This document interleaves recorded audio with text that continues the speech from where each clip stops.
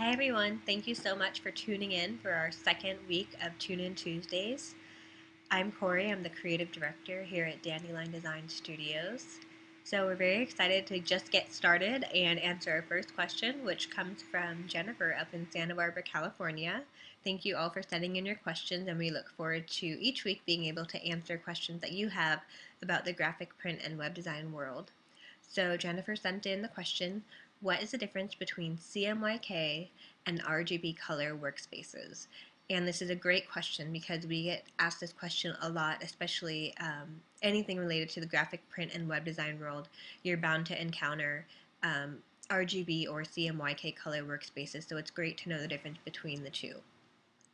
So let's get started. We'll begin with RGB, which stands for red, green, and blue. And RGB is an additive color space, which means that when you add the full densities of red, green, and blue to a black monitor, you will actually get white. And I say you add it to a black monitor because RGB color workspaces are often used in screens, which could have to do with the computers, which could have to do with any web design, which could have to do with television, and often digital photography is also done in RGB workspaces. So again, it's an additive color workspace. So when you add light or when you add the densities of each color on top of one another, you will actually get white. And CMYK, on the other hand, stands for cyan, magenta, yellow, and the K stands for black, which doesn't really make sense unless you're in the print world. It actually stands for key, and we won't cover that today, but just so you know what that stands for, it's not just because the B was taken in RGB for blue. No, it actually stands for key, which has to do with a term in printing, which we can cover in another video. CMYK is a subtractive color space, which actually means if you layered all the highest density of cyan, magenta, yellow, and the black on top of each other, you would lose the light on a white piece of paper. You would actually get either a really muddy brown or in some cases you could actually get a black. So that is why it's a subtractive color space, because you lose the lightness of a paper or whatever you're printing on. And notice I'm saying printing because CMYK is most common in print and anything that has to do with the transfer of the design onto paper. And it is not to be confused with spot colors, which again is another topic. CMYK is the 4-color print process, which is common in offset printing, which is again another topic. So I'm sorry to bring up all these other things that could actually be questions for future weeks in our design videos. But this week we are trying to answer the question of the difference between RGB and CMYK color workspaces.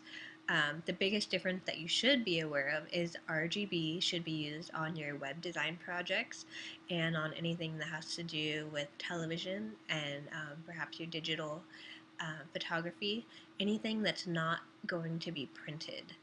And CMYK color schemes should be used on print items and anything that's eventually going to make it onto paper or some form of tangible material. And now, what if you have a image that's in RGB and you want it to be printed?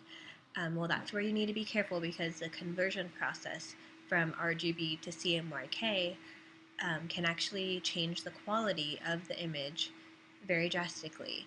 So you want to make sure that you have someone who knows what they're doing with the color conversion process to make sure that when it's being converted from one color space to another, that you're not losing any of the quality that you obviously want to keep in your image.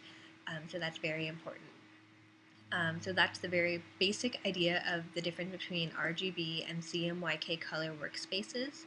Again, RGB stands for red, green, and blue, and CMYK stands for cyan, magenta, yellow, and black.